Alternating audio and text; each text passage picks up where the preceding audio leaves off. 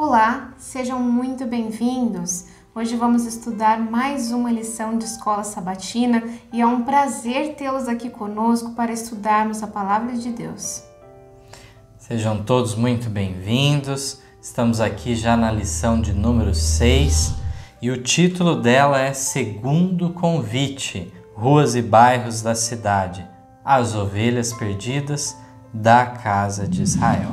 Aqui no título nós temos já o resumo dos assuntos serão tratados, o significado inclusive de ruas e bairros da cidade, tal como é dito lá na parábola da grande ceia, em Lucas 14.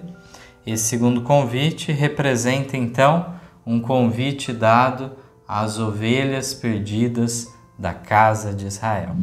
O verso áureo nos declara: irá e destruirá estes lavradores, e dará a outros a vinha. E ouvindo eles isso, disseram: não seja assim. Aqui também faz menção a uma outra parábola semelhante, a daquela dos lavradores maus, a vinha que tinha sido arrendada a eles. E quando Jesus conta essa parábola, aqueles ouvintes, então, muitos deles eram dos líderes em Israel, falam que eles entendem muito bem a sentença final na parábola, dessa destruição a esses lavradores e o arrendar para outros a vinha. Mas eles se colocando como personagens daquela parábola, eles respondem quase como fosse escapando pelos lábios a verdade. Não sejas assim. Então, realmente que não seja a nossa postura simplesmente de não querer que se cumpra o propósito de Deus sem haver o interesse numa mudança de vida. De fato, eles poderiam deixar de se enquadrar naquele cenário dos lavradores maus. Bastasse eles terem o interesse de mudar as atitudes para com o Messias que estava lá, diante deles. Porém, eles não reconheceram, né? Vamos à primeira pergunta. Quantos atenderam ao primeiro convite dado ao ministério? Temos aqui textos em João 7,48 e em Lucas 14, 17 a 20. Em João diz o seguinte: creu nele, porventura, algum dos principais ou dos fariseus? Será que creram nele? Em Lucas diz o seguinte: e à hora da ceia mandou o seu servo dizer aos convidados: vinde, que já tudo está preparado. E todos a uma começaram a escusar-se. Disse-lhe o primeiro: comprei um campo e importa ir vê-lo. Rogo-te que me hajas por escusado. E outro disse: comprei 5 juntas de boi e vou experimentá-los. Rogo-te que me hajas por escusado. E outro disse: casei-me com minha esposa e, portanto, não posso ir. Então, essa foi a resposta daqueles que foram convidados lá no primeiro convite, que foi dado ao ministério de Israel. Então, todos deram aqui respostas fúteis, né? Respostas que não faziam sentido, e todos esses aqui poderiam ir de qualquer forma, né? Mas não quiseram. Então, assim como já foi dito anteriormente sobre essa primeira parte aí dessa parábola, nós encontramos o fato, né, daquele pai de família que resolveu fazer uma grande ceia e ele manda os convites para diversas pessoas. E como se não bastasse o interesse desse pai de família na presença daqueles convidados, né, nós vemos que quando chega na hora da ceia, quando já estava tudo pronto, o banquete preparado, ele manda os seus servos novamente o quê? falar com essas pessoas. Anteriormente, não se convida na hora da festa, eles já tinham sido convidados antes. O interesse de quem estava dando a festa era muito, né, que esses convidados viessem. Exatamente. E aí, realmente, mesmo com esse apelo agora, que é dentro da parábola chamada do primeiro convite, é dito que cada um da sua forma trouxe aí uma justificativa fútil e realmente rejeitaram. O texto de João, 7, foi lido apenas um verso, mas ele traz aquela narrativa já de um Cristo ele bastante conhecido pelo povo, o povo um achando que ele era profeta, outro achando que ele era Messias, e havia aquele borbulhar de diálogos, discussões, e diz que alguns foram até os líderes de Israel para perguntar então sobre o Cristo, quem ele é, o que seria, procurando então uma guia, uma direção de como encarar aquela pessoa de Jesus. Então havia a questão de falarem que ele vinha da Galileia e o Messias vinha de Belém de Judá. Então nós já vemos aí uma distorção da história de Jesus, e aí nós vemos também a questão de eles alegarem essa questão, creu algum dos principais nele? Então, de fato, eles sabiam que nenhum dos principais tinham se colocado a favor de Jesus abertamente. Então, esse era mais um argumento que eles procuraram usar para dissuadir o povo em aceitar a Jesus. Vamos agora à segunda pergunta. Como os sacerdotes haviam se tornado infiéis, que providência tomou o proprietário da vinha? Lucas 20:16, justamente o verso áureo, pode ser repetido. Irá e destruirá estes lavradores e dará a outros a vinha. E ouvindo eles isto, disseram, não seja assim. Então logo ele tinha convidado 2 vezes, como foi falado, e agora, como não aceitaram, não teve retorno, teria que ser dado a outros, Então aqui temos 2 textos do Espírito de Profecia em comentar essa pergunta, o primeiro do Parábola Jesus 229 e o outro na 296. Nos declara o seguinte: tivessem os sacerdotes e o povo atendido ao convite, ter-se-iam unido aos mensageiros de Cristo para estender ao mundo o convite evangélico. A verdade foi-lhes enviada para que a comunicassem a outros. Escusando-se ao convite, foi este enviado aos pobres, aleijados, mancos e cegos. Publicanos e pecadores aceitaram o convite. Como povo, os judeus deixaram de cumprir o propósito de Deus, e a vinha lhe foi tirada. Os privilégios de que abusaram e a obra que negligenciaram foram confiadas a outros. Infelizmente, é uma triste reviravolta que aconteceu ali, um triste desfecho que pode acontecer novamente também conosco, na segunda aplicação dessa parábola, que veremos mais a seguir nessa lição. Que isso não venha acontecer conosco, que nós sejamos esse povo escolhido. Então aqui diz como os sacerdotes haviam se tornado infiéis, que providência tomou o proprietário da vinha. Convidou outras pessoas, deu a vinha para outras pessoas, que diz pobres, aleijados, mancos e cegos, publicanos e pecadores aceitaram o convite. E aqui ainda diz que esses sim aceitaram o convite, diferente dos líderes religiosos do ministério que não aceitaram. Passamos à terceira pergunta. Quando Jesus não tivesse mais pessoalmente na terra, quem deveria atuar como sua representante na terra? Mateus 21, 38 e 41 e também 23 e 38. Dizem o seguinte: mas os lavradores, vendo o filho, disseram entre si, este é o herdeiro. Vinde, matemo-lo, e apoderemo-nos da sua herança. Dizem-lhe eles: dará afrontosa morte aos maus, e arrendará a vinha a outros lavradores, que ao seu tempo lhe deem os frutos. E o 23:38 diz: eis que a vossa casa vos é deixada deserta. Agora, o Desejar de Todas as Nações, na página 291, nos declara: o primeiro passo devia ser dado agora na organização da Igreja, que após a partida de Cristo devia representar na terra.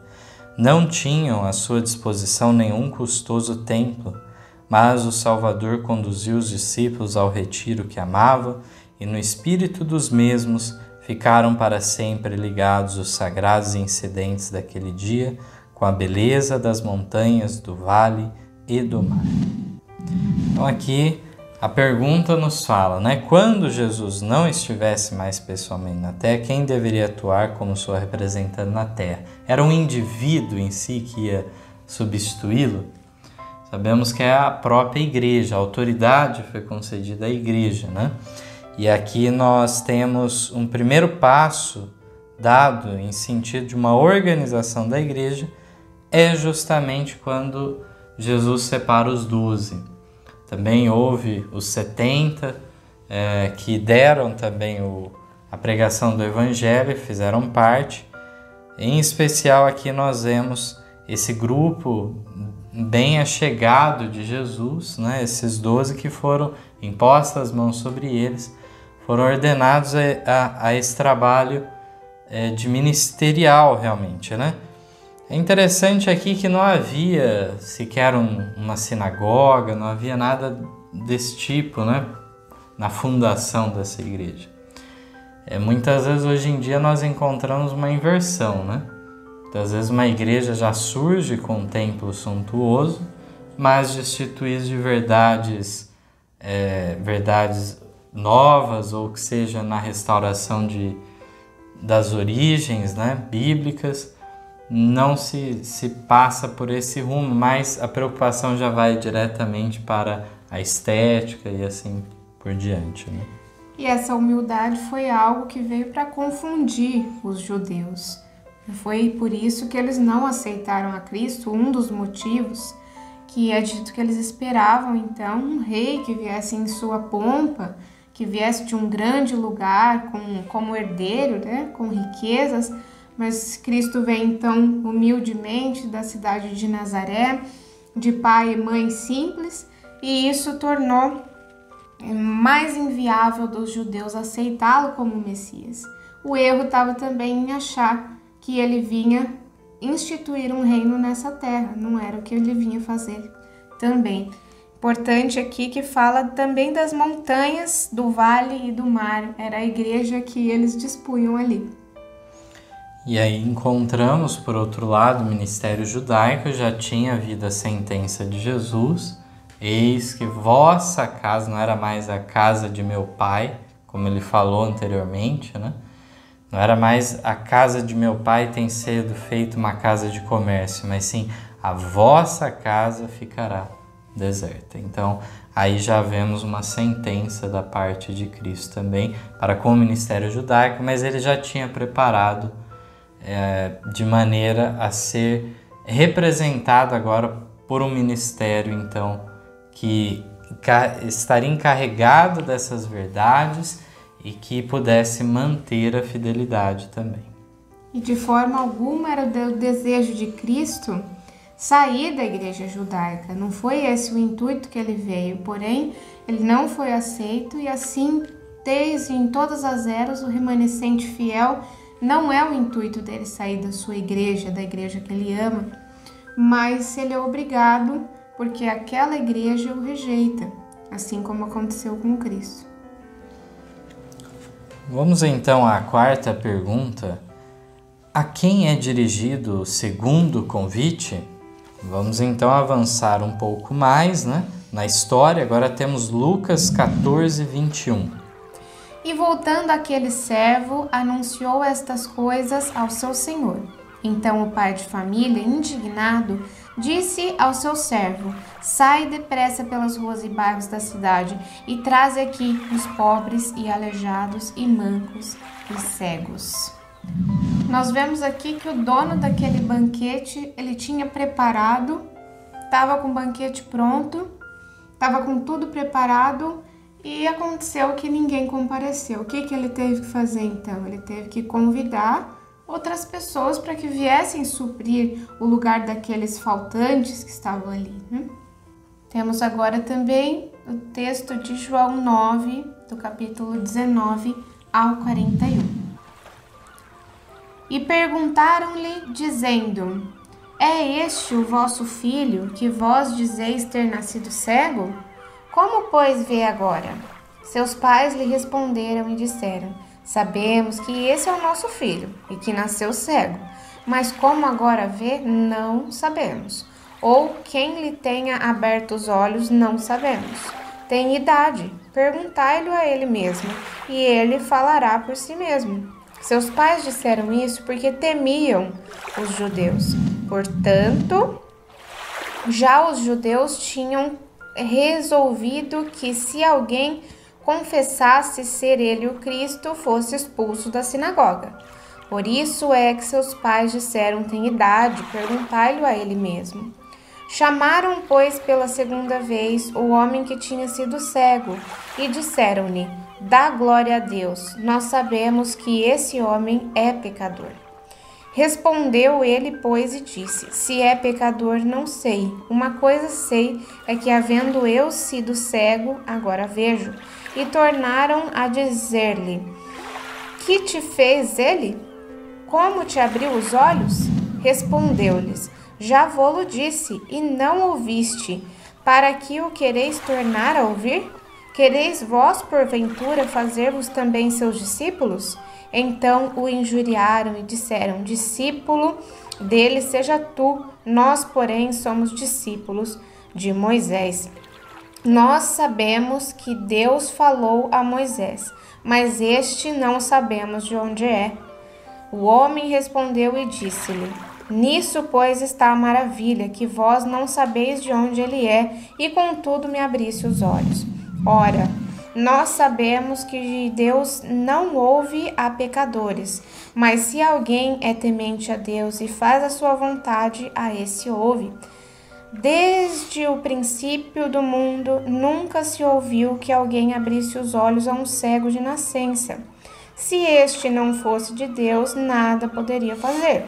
Responderam eles e disseram-lhe: tu és nascido todo em pecado e nos ensinas a nós? E expulsaram-no. Jesus ouviu que o tinham expulsado e, encontrando-o, disse-lhe: crês tu no Filho de Deus? Ele respondeu e disse: quem é ele, Senhor, para que nele creia? E Jesus lhe disse: tu já o tens visto, e é aquele que fala contigo. Ele disse: creio, Senhor, e o adorou. E disse-lhe Jesus: eu vim a este mundo para juízo, a fim de que os que não veem vejam, e os que veem sejam cegos. E aqueles dos fariseus que estavam com ele, ouvindo isso, disseram-lhe: também nós somos cegos? Disse-lhe Jesus: se fosseis cegos, não teríeis pecado, mas como agora dizeis: vemos, por isto o vosso pecado permanece. Belíssimo relato nós vemos aqui nessa cura do cego de nascença. Nós vemos os pais deles negando, porque eles sabiam quem tinha feito o milagre, mas aqui diz que eles tinham medo de serem expulsos da sinagoga. Mas aquele que foi curado, o que era cego de nascença e agora via, ele fez aqui algo que todos nós devemos fazer, que é pelos frutos conhecereis. Então, se nada sabemos, nós sabemos dos frutos. Se ele faz tais coisas, será que ele não é de Deus por tal motivo? Realmente é impressionante essa narrativa, envolta num milagre maravilhoso, mas muitas vezes não percebemos os detalhes aí por detrás dessa separação, na verdade, que já havia por parte do grupo de Jesus e o ministério judaico. Mas alguém pode questionar a essa altura, diante do que estamos estudando, mas na época que Jesus estava com o seu ministério, não era o primeiro convite ainda? De fato era. De certo modo, Cristo já antecipou as coisas. Havia oportunidade para a restauração do ministério judaico até o ano 31, até a morte de Cristo. No entanto, nós vimos já que Cristo se antecipou, organizou sua igreja, de modo que isso era uma necessidade do momento. Vimos que aqueles que confessavam a Cristo eram o quê? Expulsos da igreja, da sinagoga. Nós encontramos João Batista também sendo inquirido antes ainda pelos principais, sendo inquirido com que autoridade ou com que autorização ele estava realizando aqueles batismos. Então, de fato, não havia o aval da igreja estabelecida. E, portanto, nós vemos tanto João Batista como Jesus, ainda que houvesse a oportunidade deles acatarem aquele primeiro convite, que é na hora da ceia. O que isso significa? Significa que o banquete, a provisão, já estava sendo oferecida, que era o próprio Cristo. Já era tempo de tomar parte na provisão que era Cristo. E, no entanto, houve a resistência, não houve esse quebrantamento. Se houvesse o quebrantamento, a humilhação, eles tinham oportunidade até o ano 31. Mas aqui nós vemos que, de fato, as coisas já se anteciparam. De maneira que, realmente, os pais, nesse momento, vacilaram, como encontramos. E, por outro lado, já como que Jesus trabalhou para que as coisas saíssem daquela maneira. Ele realiza o milagre e não se manifesta prontamente para aquele cego de nascença. Espera que se desenrole todos aqueles fatos, ele testifique em favor de Cristo e depois, na saída, então, Jesus aparece para ele e ele se torna um discípulo de Cristo também, E aí os demais que acompanham o diálogo lá, Jesus mostra muito claramente que aqueles que pecam de maneira ignorante não são culpabilizados. Aqueles que não têm o conhecimento que aquilo de fato está sendo uma violação da lei de Deus. Mas eles conscientemente estavam o quê? Fechando os olhos. Então aí por isso que Jesus fala sobre vocês. Que eles não eram cegos. Não, sobre eles estava realmente a culpa. Encontramos agora um complemento no Parábola de Jesus, na página 225, que vem no sentido de respondermos a pergunta a quem é dirigido o segundo convite. Diz assim: na parábola, o doador da ceia ouviu como seu convite fora recebido e, indignado, disse a seus servos: sai depressa pelas ruas e bairros da cidade e traze aqui os pobres, aleijados, mancos e os cegos. O hospedeiro voltou-se daqueles que menosprezaram sua bondade e convidou uma classe não privilegiada que não possuía casas nem terras. Convidou os pobres e famintos que apreciariam a generosidade. Os publicanos e as meretrizes, disse Cristo, entram adiante de vós no reino de Deus. Mateus 21, 31. Por mais miseráveis que sejam os espécimes da humanidade, de quem outros zombam e se retraem, não são baixos nem miseráveis demais para a atenção e amor de Deus. Cristo anseia que homens aflitos, cansados e opressos a Ele vão. Anseia dar-lhes luz, alegria e paz, não encontrados em qualquer outra parte. Os piores pecadores são objeto da sua profunda, ardente misericórdia e amor. Envia o Espírito Santo para sobre eles vigiar com ternura, procurando atraí-los a si. Então, de fato, como foi comentado já no título da nossa lição, é em favor das ovelhas perdidas da casa de Israel, que estão sem rumo, sem pastor para as guiá-la. Então, de fato, estão muitas vezes em falha, em pecado, em dificuldade, dentro do quê? Do povo de Deus. E há agora esse resgate através do ministério de Cristo, depois dos discípulos, de maneira a resgatar essas pessoas que, aos olhos dos líderes judaicos, não havia chance para eles. Já estavam descartados. Sejam as prostitutas, sejam os publicanos, que eram os cobradores de impostos, né? Devido ao serviço que eles desempenhavam em favor de Roma, eram vistos como traidores da pátria. E assim por diante, as várias classes, então, que não eram privilegiadas, como aqui diz, né? Sem casa, sem terras, e aqui são alcançadas, então, pelo ministério evangélico. Muito bonito aqui quando diz que os piores pecadores são objeto da sua profunda, ardente misericórdia e amor. Deus se importa com aqueles que são pecadores, mesmo os piores pecadores, aqui diz. Passamos à quinta. Quem passara a representar o verdadeiro tronco da videira? Em João 9:22 diz o seguinte: seus pais disseram isso porque temiam os judeus, porquanto já os judeus tinham resolvido que se alguém confessasse ser ele o Cristo, fosse expulso da sinagoga. Dando destaque mais uma vez, né, esse trecho que fala de uma resolução deles, já era um padrão que assim fosse tomada essa atitude, né? Sim. E agora o Atos dos Apóstolos, na página 377, nos declara o seguinte: devido à incredulidade e à rejeição do propósito do céu para eles, Israel como nação perdera sua ligação com Deus. Mas os ramos que haviam sido cortados do tronco, Deus podia ligar ao verdadeiro tronco de Israel, remanescente que havia permanecido fiel ao Deus de seus pais. E também eles, declarou o apóstolo, falando dos ramos cortados: se não permanecerem na incredulidade, serão enxertados, porque poderoso é Deus para os tornar a enxertar. Se tu, escreve aos gentios, foste cortado do natural zambujeiro e contra a natureza enxertado na boa oliveira, quanto mais esses que são naturais serão enxertados na sua própria oliveira. Vamos destrinchar um pouco aqui esses símbolos, né, que nós encontramos. É muito interessante, porque de fato, primeiramente, que a continuação de toda aquela fé, aquelas verdades, a lei e tudo mais que tinha sido dado a Israel, permanece agora na mão de um remanescente fiel, na figura então da Igreja Apostólica.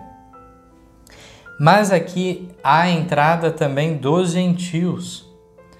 Mas primeiramente então é de judeus fiéis que é dada a continuidade dessa sucessão dessa maneira. E a partir disso nós temos a entrada dos gentios também, que são chamados de zambujeiros, que seria, no caso, falar de uma oliveira silvestre, uma oliveira brava, né? Então não foi trabalhada, né, cultivada. E dessa maneira o gentio agora ele é ligado à boa oliveira. Essa boa oliveira não sendo mais o ministério judaico, mas o apostólico na figura dos remanescentes fiéis. Então é maravilhoso, né? Todo o simbolismo fechando aqui. Muito importante. Vamos para a sexta pergunta. De onde saíram os remanescentes que formaram a igreja cristã primitiva? Romanos 9, no versículo 27, diz: também Isaías clama acerca de Israel. Ainda que o número dos filhos de Israel seja como a areia do mar, o remanescente é que será salvo. Em Mateus 10, versículos 5 ao 7, Jesus enviou estes 12 e lhes ordenou, dizendo: não ireis pelo caminho dos gentios, nem entrareis em cidade de samaritanos, mas ide antes as ovelhas perdidas da casa de Israel, e indo pregai, dizendo: é chegado o reino dos céus. Então aí está dado, né, nesse texto de Mateus 10, em outras palavras, o segundo convite, dessa preferência de se buscar primeiro aos judeus antes dos demais samaritanos, gentios, gregos e assim por diante. No livro Atos dos Apóstolos, na página 376, completa com o seguinte: não obstante haver Israel falhado como nação, havia entre eles um considerável remanescente em condições de serem salvos. Ao tempo do advento do Salvador, houve homens e mulheres fiéis que receberam com alegria a mensagem de João Batista e foram assim levados a estudar de novo as profecias referentes ao Messias. Quando a igreja cristã primitiva foi fundada, foi ela composta desses fiéis judeus que reconheceram Jesus de Nazaré como aquele cujo advento haviam almejado. É a este remanescente que Paulo se refere quando escreve: e se as primícias são santas, também a massa o é, se a raiz é santa, também os ramos o são. Então, de onde saíram os remanescentes que formaram a igreja cristã primitiva? Saíram de dentro do próprio povo judeu. Aqui diz que Deus viu pessoas que podiam ser salvas lá dentro, individualmente, e não mais o ministério era aprovado por Deus. Aqui diz fiéis judeus que reconheceram Jesus de Nazaré como aquele cujo advento haviam almejado. Vemos que o próprio ministério de João Batista, como foi comentado, foi muito bem sucedido. Houve pessoas interessadas. Depois, aqueles que tinham sido discípulos de João Batista foram batizados novamente na igreja cristã, tal como relatado aí nos evangelhos, em Atos 19, também naquele encontro em Éfeso, onde Paulo rebatiza aqueles que tinham sido discípulos de João Batista. Então encontramos dessa maneira muitos judeus que foram alcançados, que foram salvos. Muitas vezes, quando falamos de toda essa carga negativa em relação a Israel, fica-se a impressão de uma totalidade. E na realidade, o ponto realmente a entendermos aqui que, como nação, Israel estava sendo rejeitado por Deus. Não havia condições de permanecer assim.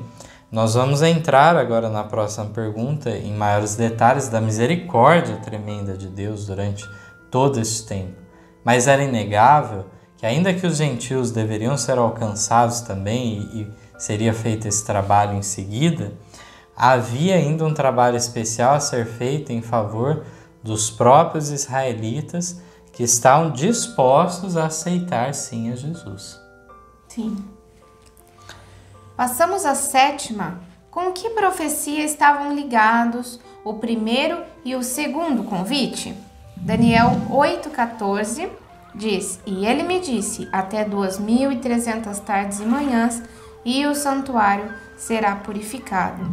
E Daniel 9,24 diz: 70 semanas estão determinadas sobre o teu povo e sobre a tua santa cidade, para cessar a transgressão e para dar fim aos pecados e para expiar a iniquidade e trazer a justiça eterna e selar a visão e a profecia e para ungir o Santíssimo.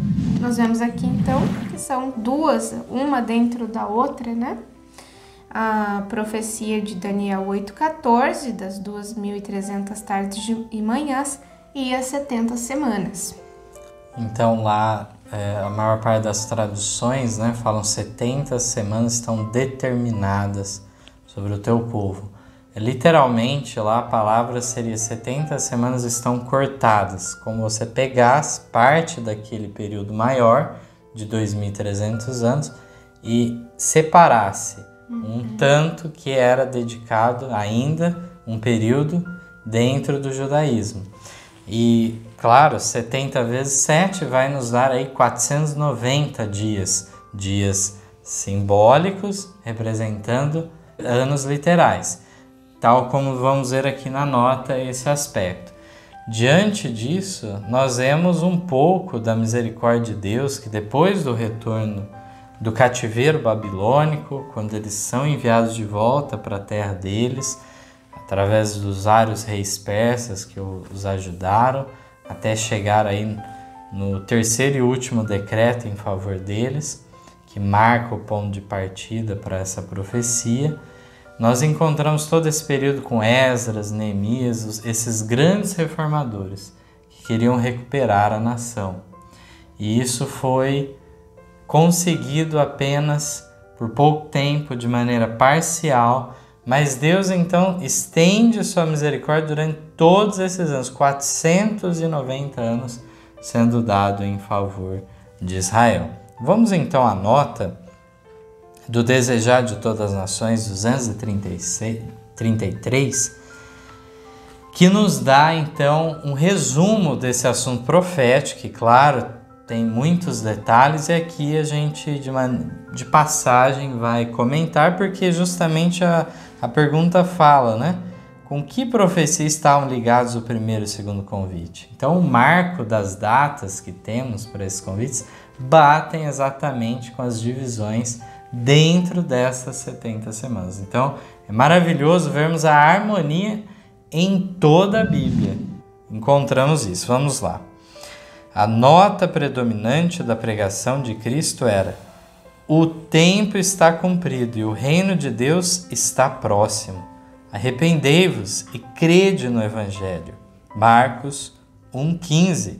Assim, a mensagem evangélica, segundo era anunciada pelo próprio Salvador, baseava-se nas profecias. O tempo que declarava estar cumprido era o período de que o anjo Gabriel falara a Daniel. 70 semanas, dissera o anjo, estão determinadas sobre o teu povo, sobre a tua santa cidade, para extinguir a transgressão e dar fim aos pecados, para expiar a iniquidade e trazer a justiça eterna, e selar a visão e a profecia, e para ungir o santo dos santos. Um dia, profeticamente, representa um ano. Números 14:34, Ezequiel 4:6. As 70 semanas ou 490 dias representam 490 anos. É dado um ponto de partida para esse período, sabe e entende, desde a saída da ordem para restaurar e para edificar Jerusalém, até o Messias, o príncipe, 7 semanas e 62 semanas. 69 semanas ou 483 anos. A ordem para restaurar e edificar Jerusalém, confirmada pelo decreto de Artaxerxes Longiman, Esdras 6,14 e 7,1, entrou em vigor no outono de 457 a.C. Daí, 483 anos estendem-se ao outono de 27 depois de Cristo. Segundo a predição dos profetas, esse período devia chegar ao Messias, o ungido. No ano 27, Jesus recebeu em seu batismo a unção do Espírito Santo e pouco depois começou seu ministério. Foi então proclamada a mensagem: o tempo está cumprido. Então disse o anjo: ele firmará um concerto com muitos por uma semana, 7 anos. Durante 7 anos, depois de começar o Salvador seu ministério, o evangelho devia ser pregado especialmente aos judeus, 3 anos e meio pelo próprio Cristo e depois pelos apóstolos. Na metade da semana fará cessar o sacrifício e a oferta de manjares. Na primavera de 31, depois de Cristo, o verdadeiro sacrifício, foi oferecido no Calvário. Então o véu do templo se rasgou em 2, mostrando que a santidade e significação do serviço sacrificial desapareceram. Chegara o tempo de cessar o sacrifício terrestre e a oblação. Que resumo maravilhoso aqui, né? Encontramos realmente esse princípio que os irmãos podem consultar depois em suas Bíblias, número 14:34, Ezequiel 4:6, que nos fala cada dia em profecia equivalendo a um ano literal.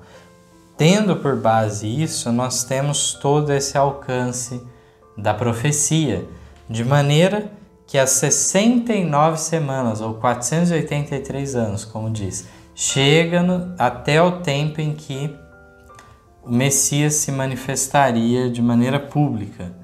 Nós sabemos aí que tem um equívoco até na marcação de antes e depois de Cristo quanto ao nascimento.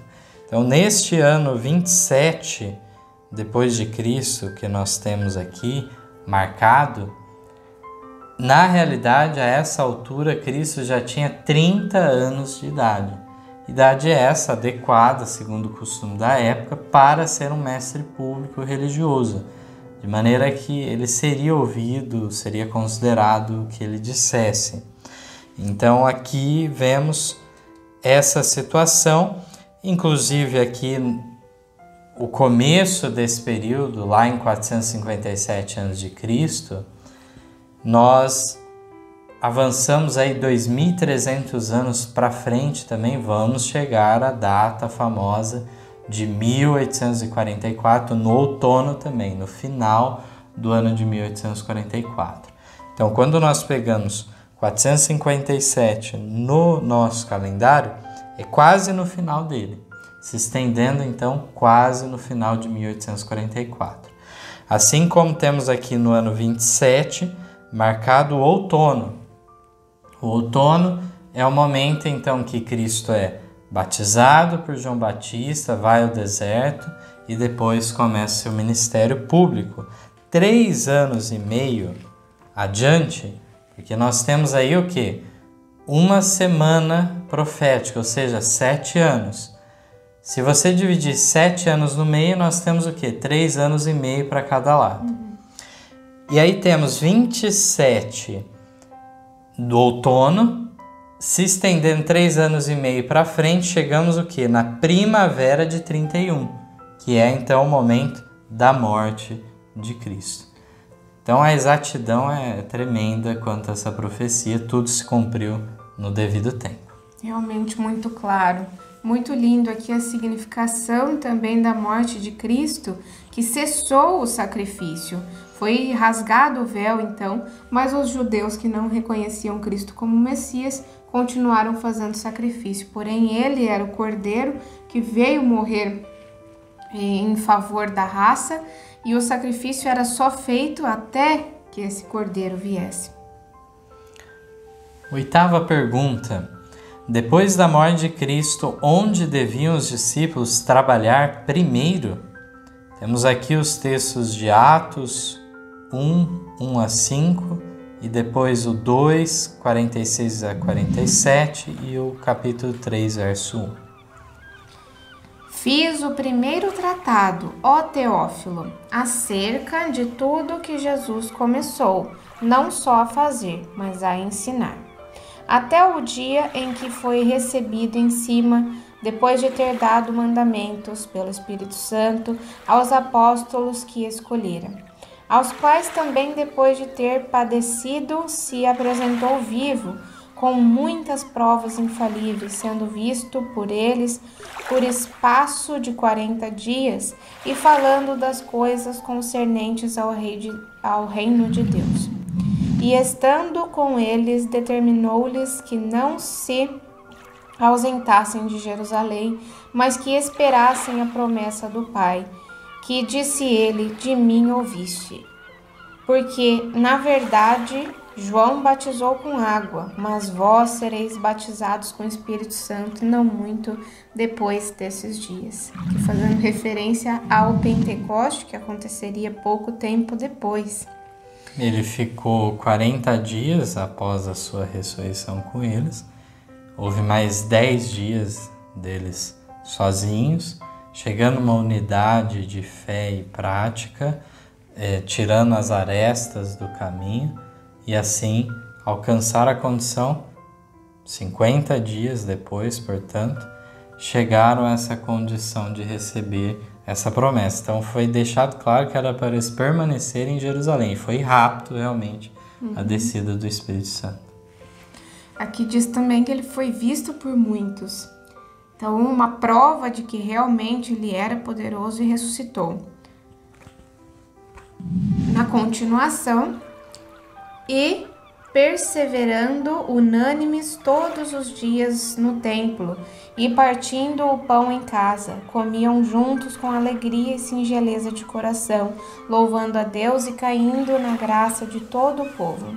E todos os dias acrescentava o Senhor à igreja aqueles que se haviam de salvar.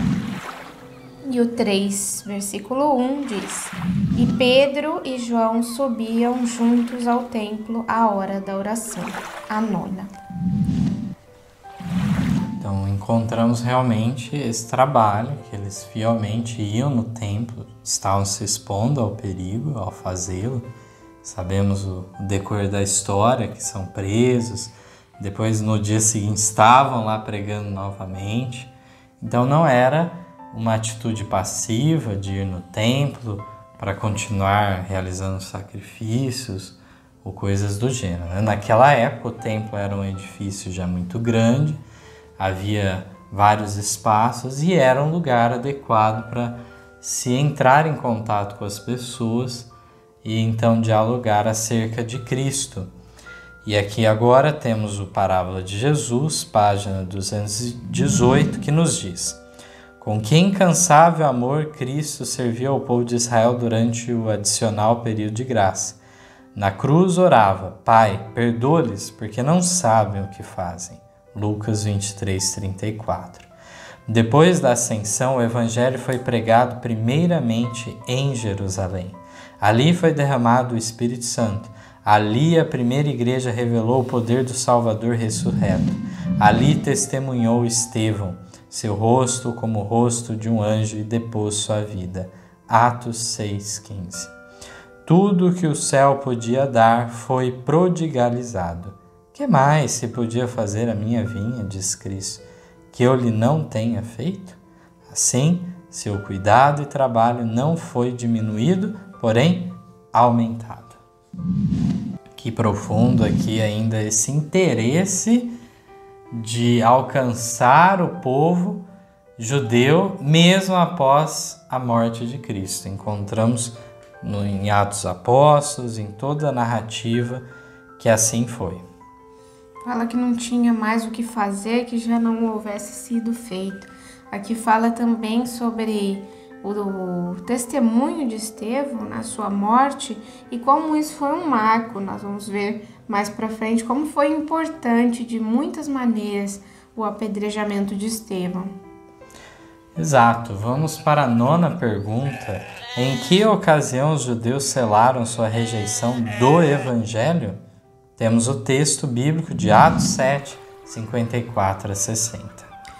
E ouvindo eles isto, enfureciam-se em seus corações e rangiam os dentes contra ele. Mas ele, estando cheio do Espírito Santo, fixando os olhos no céu, viu a glória de Deus e Jesus que estava à direita de Deus. E disse: Eis que vejo os céus abertos e o Filho do Homem que está em pé, à mão direita de Deus. Mas eles gritaram com grande voz, taparam os seus ouvidos e arremeteram unânimes contra ele.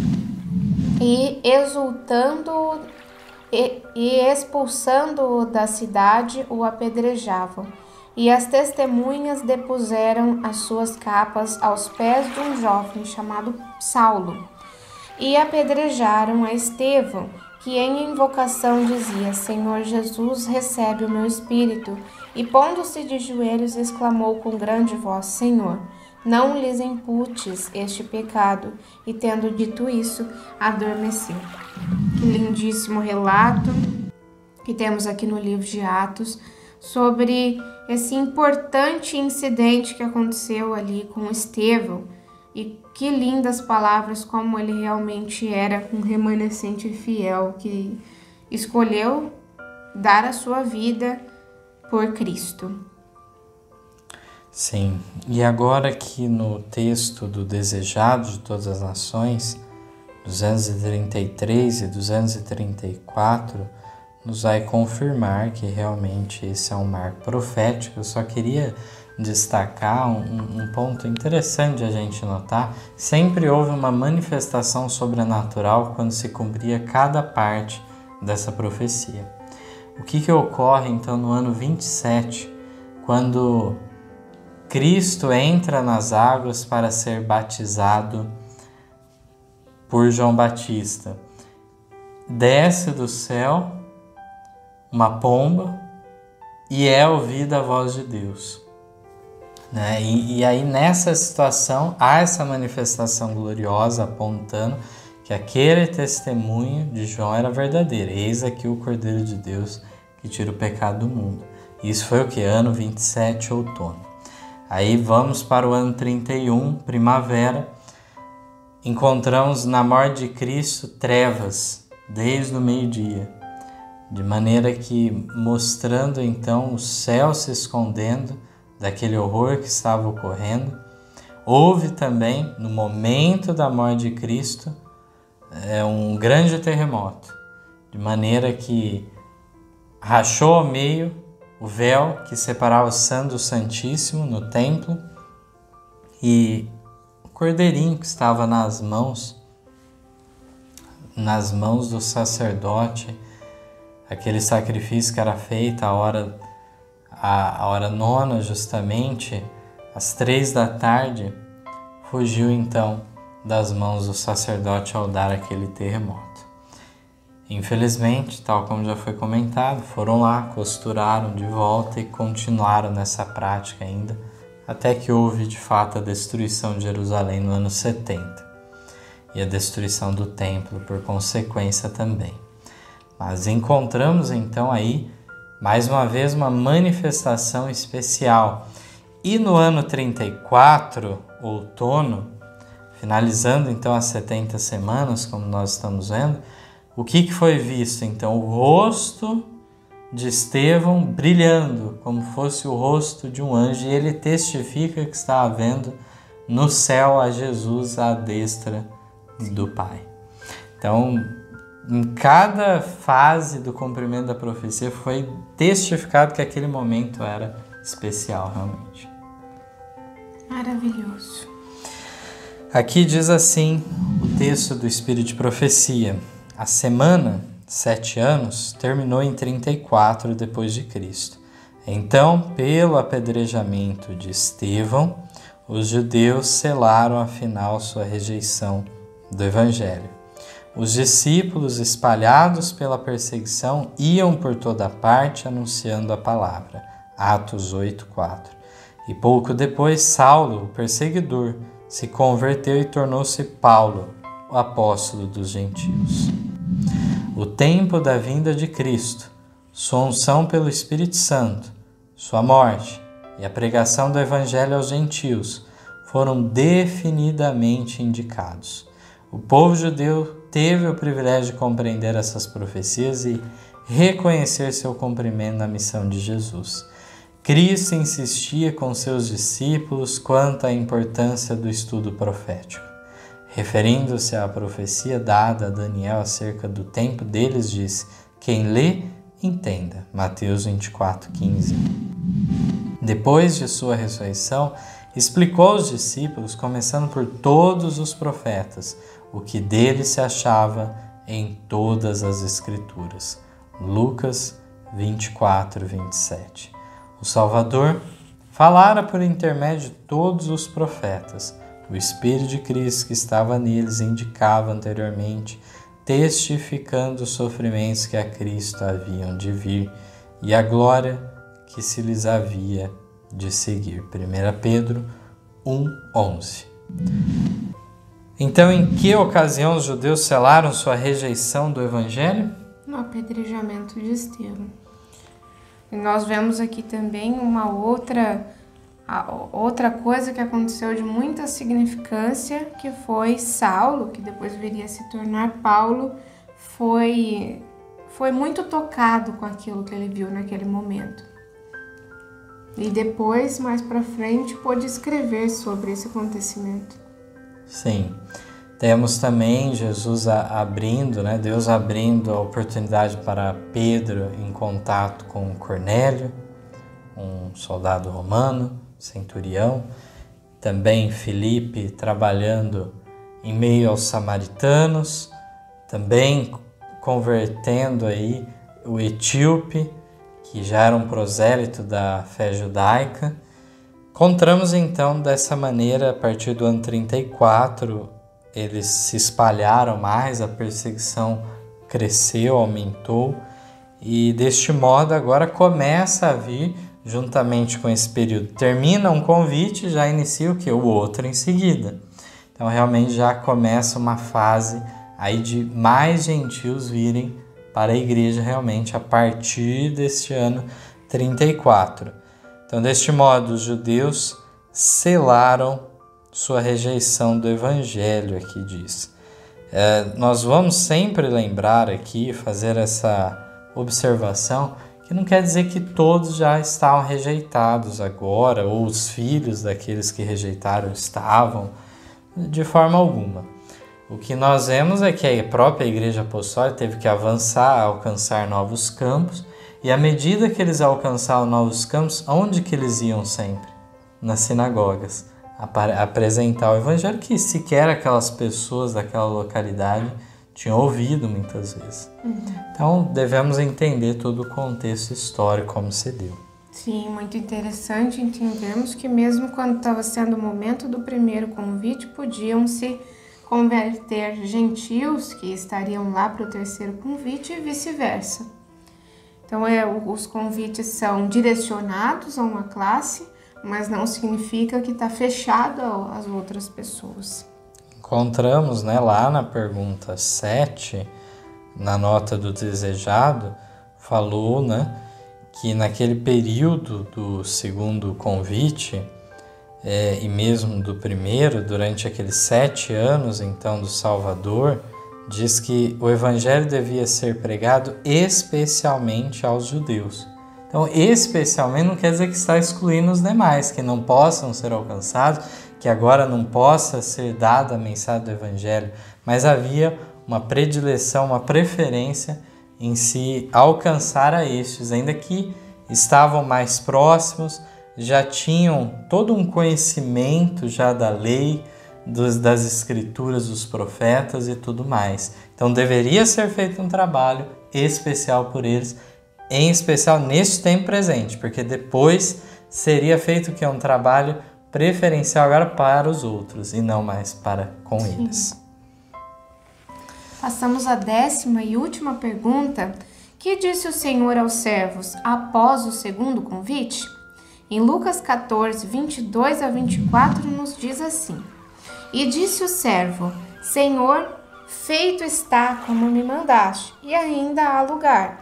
E disse o Senhor ao servo: Sai pelos caminhos e valados e força-os a entrar, para que a minha casa se encha, porque eu vos digo que nenhum daqueles homens que foram convidados provará a minha ceia.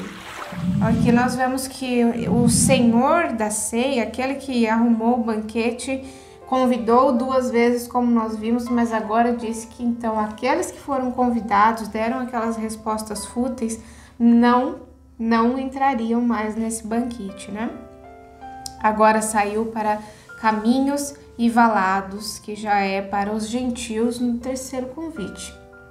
Então estes que nós nomeamos assim de uma maneira mais prática, que foram alcançados no segundo convite, as ovelhas perdidas da casa de Israel, não encheram a casa. Não encheram.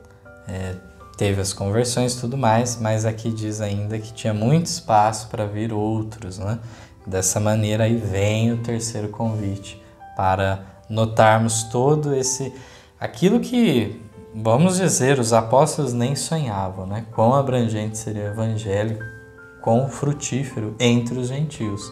Aos poucos eles foram abrindo a mente para entender esse fato. Não foi fácil, mas aos poucos realmente se sobrepujou até mesmo, ao decorrer já do próximo século, se sobrepujou o número de gentios em relação aos judeus. Vamos ler aqui no livro Grande Conflito, na página 328, que vai nos trazer ainda mais esclarecimentos sobre esse assunto. As 70 semanas, ou 490 anos, especialmente conferidas aos judeus, terminaram, como vimos, no ano 34. Naquele tempo, pelo ato do Sinédrio Judaico, a nação selou sua recusa do Evangelho pelo martírio de Estevão e perseguição aos seguidores de Cristo. Assim, a mensagem da salvação, não mais restrita ao povo escolhido, foi dada ao mundo inteiro. Agora a abrangência foi a todo mundo. Não era somente aos gentios, era para israelitas, era para todas as nações, mesmo para o paganismo, para todos aqueles que ouvissem, se arrependessem e quisessem entrar. Como fala lá, cegos, mancos, coxos, aleijados, todas as pessoas foram convidadas. Foram então os caminhos e valados na linguagem justamente da parábola, e no próximo estudo veremos todo esse significado de cada palavra, cada termo é muito significativo. O mesmo método de trabalho que foi adotado no primeiro e segundo convite, é dito que no terceiro deve ser feito. Deve-se buscar primeiramente os líderes também de fora e posterior, em seguida, o povo. Veremos todos esses detalhes no próximo estudo, mas gostaria de finalizar ainda dizendo, em relação a essa finalização, realmente a rejeição final em todos os sentidos, em relação aos judeus, encontramos então um fato. Agora, não é uma questão de que não poderia vir um judeu a se converter depois do ano 34, como já batemos aqui bastante nessa tecla. Até mesmo líderes foram convertidos apenas lá no terceiro convite já. Sacerdotes, rabis e assim por diante. Doutores da lei também, houve conversões de todas as classes. Mas acontece agora um fato. Já estavam o quê? Em pé de igualdade, judeus e gentios. Não havia diferença. Diante de Deus, aquele muro de separação foi derrubado, de maneira que não importava se judeu, grego, todos então estavam na mesma condição, necessitados então de Cristo, e se converterem não a uma seita judaica, simplesmente. Podemos entender uma transição de sistemas e tudo mais, com a finalização das cerimônias. Cristo lá come a última Páscoa com os seus discípulos e em seguida institui o que? A Santa Ceia no lugar. Então é uma distinção muito grande. Não é meramente só uma aceitação de Jesus como Messias, mas nos mantemos aqui como uma seita judaica, mais um dos partidos, dos grupos. Foi a fundação de uma nova religião, ainda que com as raízes o quê? No judaísmo. De maneira que agora é o que nós chamamos de cristianismo.